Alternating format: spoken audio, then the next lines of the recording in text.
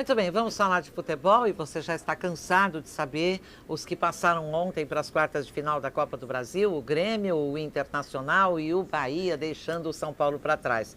Também sabe que na Sul-Americana o Fluminense perdeu do Atlético Nacional, mas tinha construído um placar de 4-1 na primeira partida e foi também. O Botafogo goleou o Sol de América, não deixou por menos 4-0, fizeram tudo o que se esperava deles. A surpresa maior e não tão surpresa assim pelo andar da carruagem foi a eliminação, mais uma, diga-se de passagem, do São Paulo Futebol Clube. E hoje o que motiva mais um comentarista, um analista de futebol, o amante do futebol, foi a demissão do Abel Braga no Flamengo. Uma demissão forçada, uma demissão forjada, se pode-se dizer assim, uma demissão que a diretoria provocou.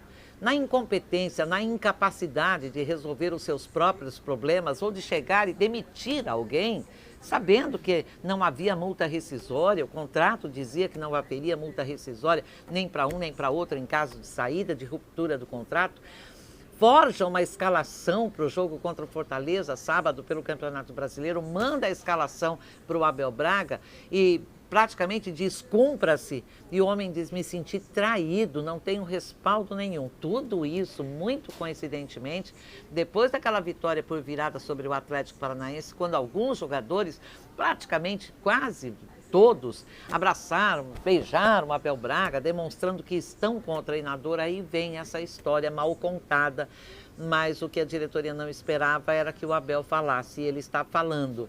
E ele está falando porque o caráter de um ser humano se mede é nesse momento, é nessa hora.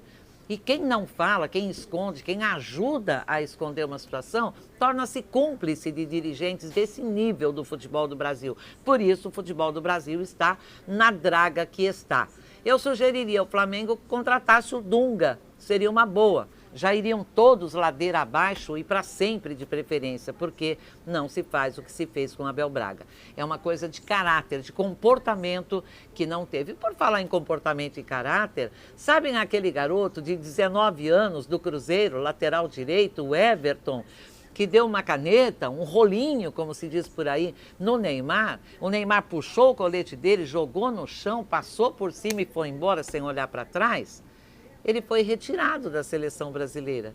Ele estava lá convidado, convocado pelo Tite para treinar. E pediu a alguns clubes um complemento de gente para treinar, para não ficar treinando sempre com o Júnior daqui, o Júnior dali, catando, às vezes, um torcedor que vai lá, treina aí contra o meu time. E o Cruzeiro assumiu a responsabilidade pela saída dele, desse grupo que foi lá para ajudar a seleção brasileira a treinar, alegando que os seus dois laterais direitos estão lesionados e que precisam do garoto. Só que vão improvisar um jogador, um volante na vaga de lateral direito. Então não precisa do garoto. Ah, não, ele vai ficar no banco como substituto do lateral. O lateral não, quem vai jogar é um volante, o Lucas Romero, improvisado. Ou seja, tem muito mais coisa podre no reino da Dinamarca do que sonha a nossa vã filosofia. Tudo começa num ser humano pelo comportamento, pelo caráter e por uma coisa chamada respeito, que não está existindo no futebol do Brasil e do mundo.